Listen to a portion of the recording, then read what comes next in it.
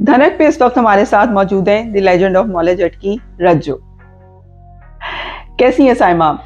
मैं बिल्कुल ठीक। आप कैसी हैं? मैं बिल्कुल ठीक। और बड़ा आपके किरदार के चर्चे हो रहे हैं जिसमें जो आपने द लेजेंड ऑफ मौलाजट में किया था रज्जो का किरदार। तो ये बताएं, ये कहाँ से इंस्पिरेशन ली, कैसे हुआ? रज्जू की if I defined Rajju in one word I can say that कि हीर।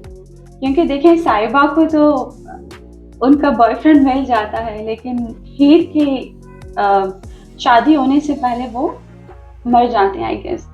तो बेसिकली प्यार के बाद ही इंसान को इश्क हकीकी का पता लगता है। तो वो इतने दर्द में, इतने तकलीफ में, I went to the character on Heer and उसके बाद जो वो परफॉर्म करती है, व्हेन रज्जू वाज परफॉर्मिंग, वो बेसिकली उसके दर्द और तकलीफ का एक बयां करना है कि she can not even speak any more, she is so hurt, she is so in a pain कि किस तरह के लोग हैं, लाइक मारना, कोई किसी को कैसे मार सकता है। तो वो इतना हर्ट हो जाती है कि वो फिर अल्लाह से कनेक्ट हो जाती है। तो आई से कि उसको मैंने किस तरह परफॉर्म किया, उस परफॉर्मेंस को, I felt that I am connected with Allah and I am saying to Allah, please send someone to finish all this, what is happening in this world. So that Allah will send Maula, that everybody is saying send Maula. बच्चा भी कह रहा है कि call Maula, where are you, where are you. तो basically अल्लाह किसी न किसी को इंसान के ही रूप में किसी चीज को, गलत को खत्म करने के लिए भेजता है। तो yes, that was the connection and that is something universal.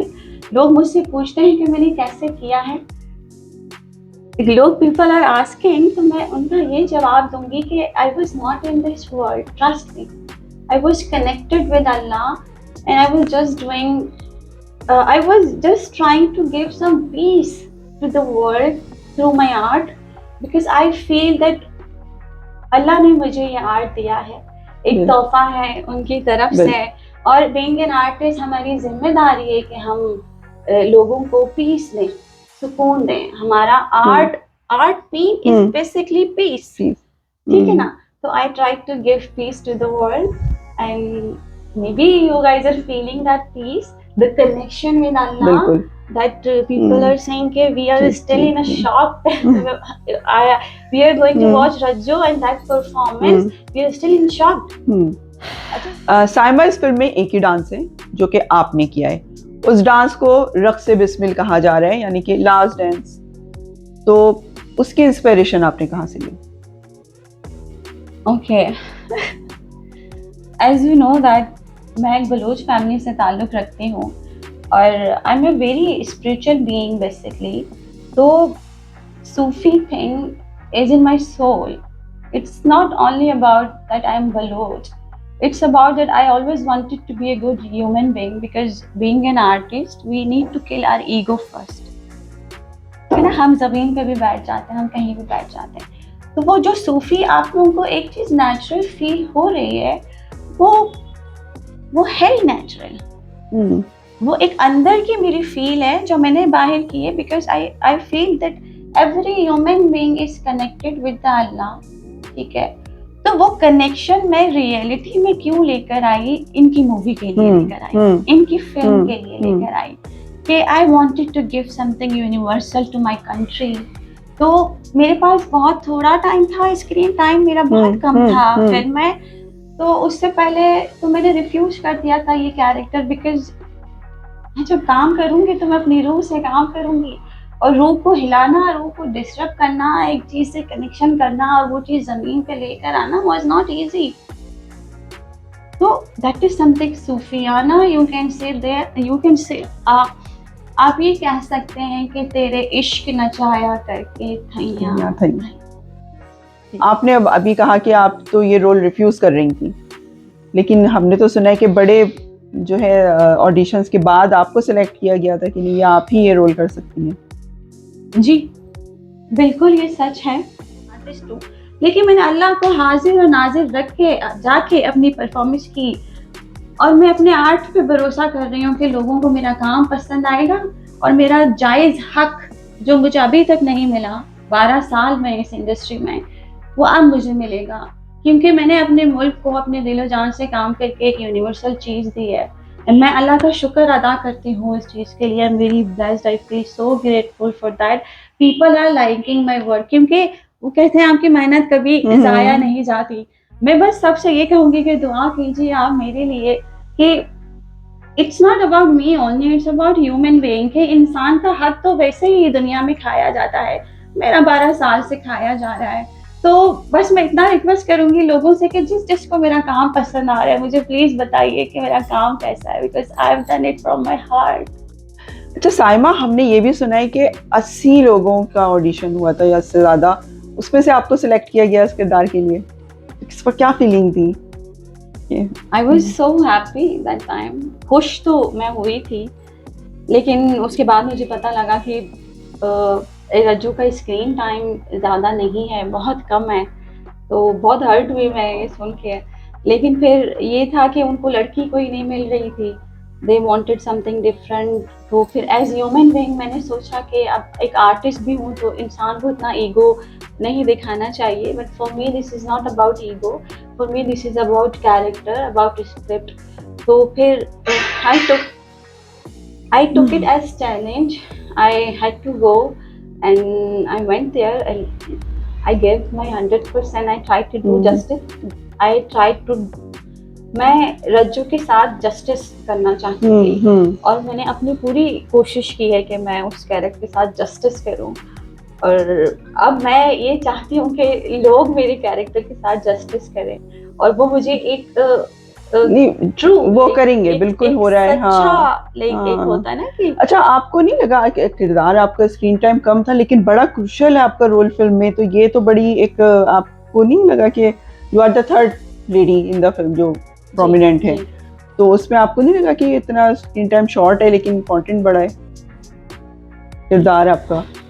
वो बेसिकली किरदार इतना बड़ा था नहीं, ठीक है, उसको मैंने अपने आर्ट से, अपनी ईमानदारी से, अपने टाइम से, अपने सब्र से उसको समझ के इनकी रिक्वायरमेंट के हिसाब से, बीइंग एन आर्टिस्ट मेरा एक फ़र्ज़ बनता है कि अगर मैं एक चीज़ कर रही हूँ उसको मैं ठीक से करूँ। तो बस मेरे लिए वो एक चैलेंज था एक उस टाइम। तो like I was crazy about रज्जू।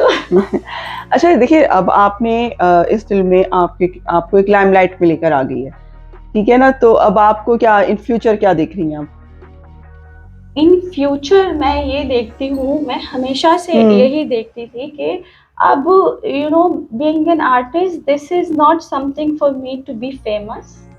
मैं ये काम फेमस होने के लिए नहीं करती। This is requirement of my soul, this is not requirement of my mind. काम मैं वही करूँगी जिसका कोई मकसद हो, कोई मतलब हो।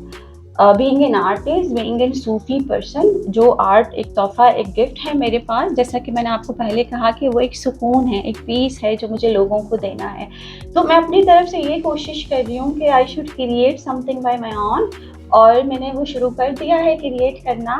तो मैं want to do something for my country, being an artist, what I can do, I can only perform, I can only create creative thing ना, this is my genre, ये मेरी चीज़ है। तो मैं अभी क्रिएट कर रही हूँ चीज़ें, लेट्स सी वो चीज़ें कहाँ तक जाती हैं।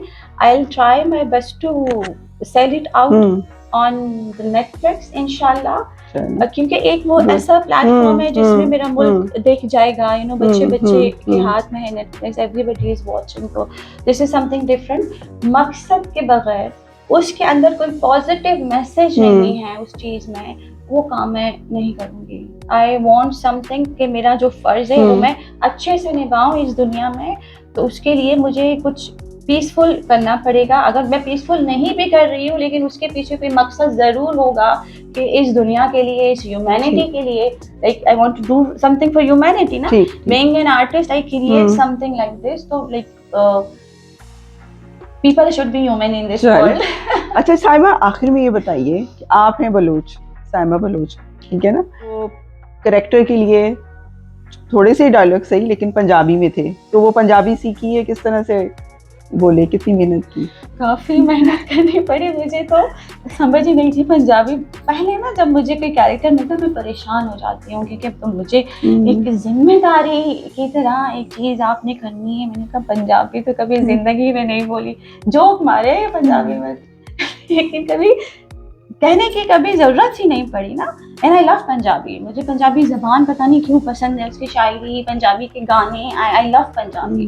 बट सीखने के लिए मुझे बिलाल आशारी की ज़रूरत पड़ी, माय डायरेक्टर, उन्होंने मुझे सिखाया।